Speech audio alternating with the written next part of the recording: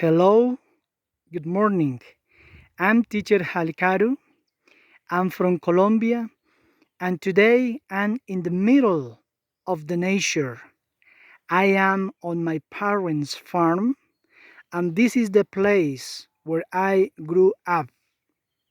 I'm surrounded by forests, animals such as cattle, insects, and also birds.